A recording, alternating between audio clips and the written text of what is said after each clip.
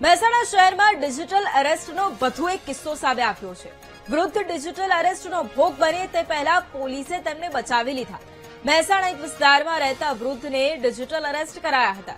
વૃદ્ધને cyber ગઠિયાઓએ 9 દિવસ સુધી નિશાન બનાવી રાખ્યા હતા। ફરિયાદીને મુંબઈમાં સિમ કાર્ડ અને કેનરા બેંકમાં એકાઉન્ટ હોવાનું કહી અને ડરાવ્યા હતા। ખાતામાંથી પાકિસ્તાન અને અફઘાનિસ્તાનમાં ટેરર ફંડિંગ થતું હોવાની ધમકી પણ આપી હતી। ધરપકડ વોરંટની ધમકી આપી અને ફરિયાદીને વિડીયો કોલ પર ડિજિટલ અરેસ્ટ કરી રાખ્યા હતા। વેરિફિકેશનના બહાને ફરિયાદીના 65 લાખની રકમ ટ્રાન્સફર કરવાની તૈયારી હતી। પોલીસે ફરિયાદને આધારે આગળની કાર્યવાહી પણ હાથ ધરી છે।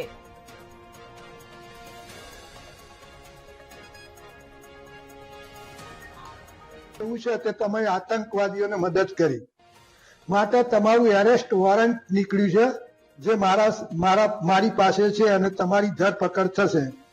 અમારા પાસે તમારા વિરુદ્ધમાં બધા જ પુરાવા હાજર છે। એટલે મેં કહ્યું કે બેન, આમાં તો હું કશું જાણતો નથી, હું મુંબઈ આવેલો નથી, તો પછી મારું ખાતું ત્યાં કેવી રીતે આવ્યું? એ તો અમારે તપાસ પછી કરવાની, પણ પહેલા તો તમને અમારે એરેસ્ટ કરવા પડશે અને અહીંયા લાઈન રિમાન્ડ માંગીને રિમાન્ડ લેવા પડશે। પછી મેં બેનને વિનંતી કરી, એટલે એમને કહ્યું કે સારું, અમે એ વોરંટ હોલ્ડ કરીએ છીએ, પણ તમારે અમે જે કહીએ એ પ્રમાણે કરે જવાનું। એટલે મેં કીધું સારું। એટલે એમને કહ્યું કે તમારા પાસે જે બી એફડી હોય, મ્યુચ્યુઅલ ફંડ હોય કે જે કઈ પૈસા હોય એ બધા, તમારું ખાતું ક્યાં છે? મેં કીધું બેંક ઓફ બરોડામાં। તો બેંક ઓફ બરોડામાં તમે એ ખાતામાં બધા જ રૂપિયા જમા કરાવી દો।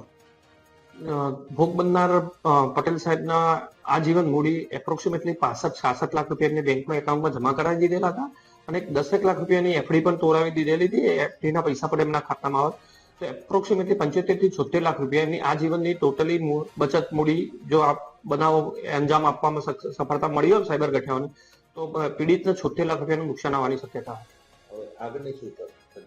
આગળ અમે આમાં અમારા તરફથી જે કઈ વિગત કલેક્ટ કરીને કેવી રીતનો આ બનાવ બનેલો છે ને એમાં અમે કેવી રીતને એમાં આગળની ઘટિત કાર્યવાહી કરી શકીશું તેની આગળ કાર્યવાહી કરવામાં આવશે।